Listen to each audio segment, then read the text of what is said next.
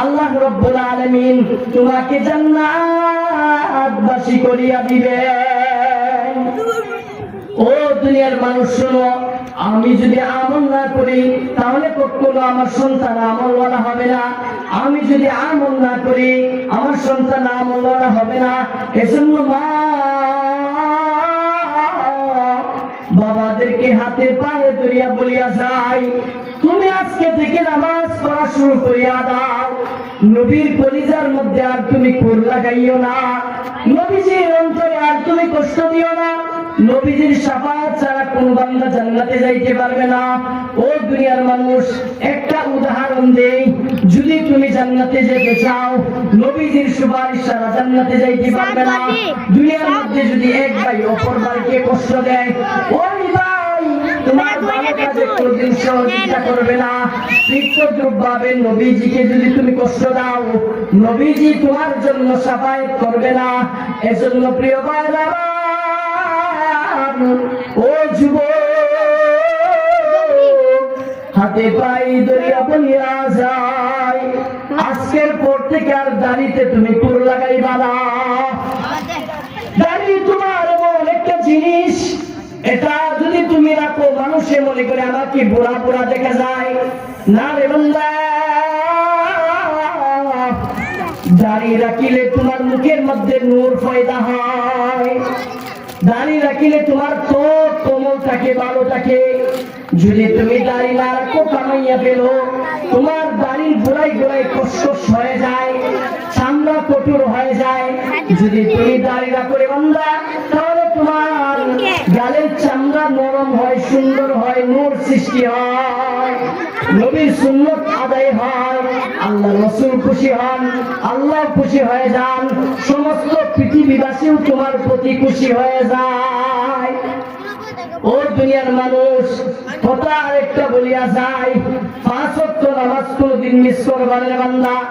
আল্লাহ তাআলা আমাদের উপর 5 ওয়াক্ত নামাজ ফরজ করেছেন।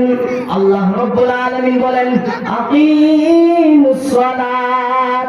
ও দুনিয়ার মানুষ, তোমরা নামাজ আদায় করো। এরপরে আল্লাহ বলেন, ওয়া আতুজ যাকাত। ও দুনিয়ার মানুষ, যাকাত প্রদান করো।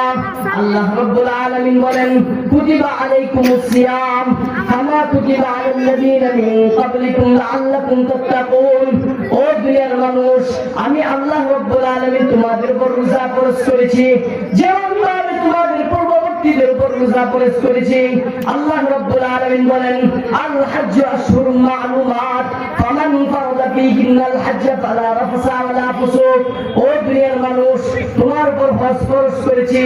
আল্লাহ রাব্বুল আলামিন বলেন, শাহরু রমাদানাল্লাযী উনজিলা ফীহিল কুরআন। ও দুনিয়ার মানুষ, এই কুরআনটা এমন দাম, যে কুরআন আমি নাযিল করলাম রমজান মাসে নাযিল করলাম, এইগুলোর দাম আল্লাহ বুঝাইতে গিয়া কুরআনুল কারীমের মধ্যে আল্লাহ রাব্বুল আলামিন উল্লেখ করেছেন। এইজন্য প্রিয় ভাইরা আমার, আল্লাহর হুকুম মানতে গাফিল না হই, রাসূলের আদেশ মানতে গাফিল না হই। যদি গাফিল হয়ে যাই, আল্লাহ রাব্বুল আলামিন আমাদেরকে ইহকালেও শান্তি দিবেন না, পরকালেও আমাদেরকে শান্তি দিবেন না। এজন্য প্রিয় ভাইয়েরা আমার, বন্ধুরা আমার, আরেকটা কথা বলিয়া যায়, দুনিয়ার মহিলারা মনে করে যে আল্লাহ রাব্বুল আলামিন বলছেন, আল্লাহ রাব্বুল আলামিন কোরআনের মধ্যে বলছেন যে মানুষ, ও দুনিয়ার মানুষ শুনো,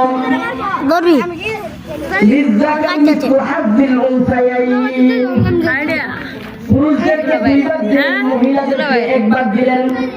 মহিলারা মনে করে যে পুরুষদের থেকে মহিলাদেরকে আল্লাহ তাআলা কম দিলেন, আল্লাহ তাআলা কম দিলেন মহিলাদেরকে, কিন্তু না না, মানুষে মনে করে, মহিলারা মনে করে ভাইয়ের যদি 2 ভাগ দেয়, বলে তো 1 ভাগ পায়, তাই আল্লাহ তাআলা আমাদের প্রতি অবিচার করলেন। কিন্তু ও দুনিয়ার মানুষ, একটা কথা শুনিয়া রাখুন, একটা সন্তান, ছেলের সন্তান যদি হয়, ছোট থেকে সে কাজ করতে করতে করতে করতে বড় হয়, মাতা পিতাকে পালতে পালতে বড় হয়, বোনদেরকে ভাইদেরকে পালতে পালতে বড় হয়, সমস্ত জিন্দেগি তার নষ্ট করে দেয়। ওই বোনের যখন বিবাহ হয়, খরচ করে। আবার বিবাহের পর যখন ওয়ারিশ দেয়, ওয়ারিশ আল্লাহ তাআলা বলেন লিযযাকারি মিসলু হাজ্জিল উনসায়াইন। আরে মহিলাদেরকে তো দুই ভাগ থেকে এক ভাগ দিলেন, দুই ভাগ পুরুষদেরকে দিলেন। আমরা মনে করি মহিলাদেরকে কম দিলেন, পুরুষদেরকে বেশি দিলেন। একটা কথা শুনিয়ে রাখো, ওই পুরুষ সন্তানটা, ওই ছেলে সন্তানটা দুনিয়াতে মাতা পিতাকে পালে, ভাই বোনদেরকে পালে, জিন্দেগি নষ্ট করিয়া দেয়। আবার বোনকে বিবাহ দেওয়ার জন্য লাখ লাখ টাকা খরচ করে, আবার স্বামীর বাড়িতে যাওয়ার পর তাকে ওয়ারিশও দেয়। তাহলে মহিলাকে কম দিল না, বরঞ্চ মহিলাকে বেশি দিল। ঠিক কিনা বলুন? যখন দেখবেন একটা বড় সন্তান আরেকটা ছোট্ট মেয়েকে মামার বাড়িতে পাঠাইবে, ওই সময় বড় সন্তান তার হাতে 50টা টাকা দিল বাবা, আর মেয়ে সন্তানটার হাতে 25টা টাকা দিল। বড় সন্তানকে বলল, শুন, দুই ভাই বোনের ভাড়া দিবি, আবার 10 টাকা করে দুইটা আইসক্রিম খাইবি। লাস্টে অবিশ্বাস্য কোনো টাকা ভাইয়ের হাতে নাই, কিন্তু বোন ছোট বোনকে যখন দিল 25 টাকা, দেখা গেছে কম দিছে 25 টাকা, সম্পূর্ণ 25 টাকাই কিন্তু বোনের হাতে রয়ে গেছে। তাহলে সন্তান ছেলেকে বেশি দিল না মেয়েকে আল্লাহ তাআলা বেশি দিলেন? মেয়েদেরকে আল্লাহ তাআলা বেশি দান করলেন, কিন্তু আমরা ওই জিনিসটা বুঝি না। আরেকটা কথা বলিয়া যায়,